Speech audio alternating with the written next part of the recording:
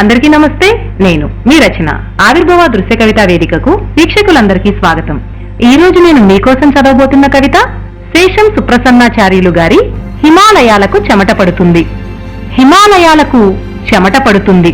విష రసాయనాల విశ్వరూపంతో, విషాహారాల విలయతాండవంతో, కాలుష్యపు కొరలతో విషాన్ని విరజిమ్మే కాలనాగుల్లాంటి ఫ్యాక్టరీల స్పైర విహారంతో హిమాలయాలకు చెమట పడుతుంది.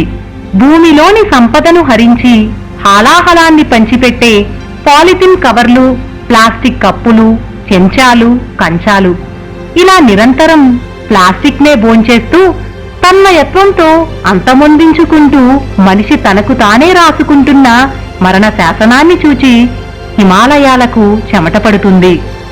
ఎండ భూమిని ఉడికిస్తుంది, ధరణికి దప్పిక తెప్పిస్తుంది. పులి తన బిడ్డను తానే తింటుందంటే నమ్మలేదు. కాని మనిషి సాటి మనిషిని కాదు తననే తాను చంపుకుంటున్న వైనం మానవజాతిని సమూలంగా వ్రేళ్లతో సహా బూడిద చేసే చోద్యం చూస్తూ నిప్పుని గుప్పిట్లో పట్టుకుని నింపాదిగా చరిస్తున్న మనిషి ధైర్యాన్ని చూచి హిమాలయాలకు చెమట పడుతుంది.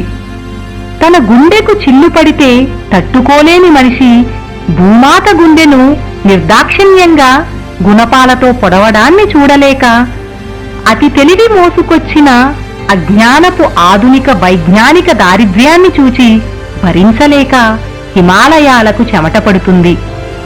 కాలకోట విషంలాంటి ఎరువుల్ని కర్పూరంలా వెదజల్లి వానపాముల్ని ఉరికంబమెక్కిస్తూ భూసారాన్ని బుగ్గిపాలు చేస్తూ గజం పొడుగు మూరెడు వెడల్పున్న షోకేసు బొమ్మల్లాంటి కూరగాయలను అగడుబడి తింటూ ఊబకాయంతో ఊగిపోతూ బుబ్బిపోతున్న నవీన మానవుని చూచి హిమాలయాలకు చెమట పడుతుంది.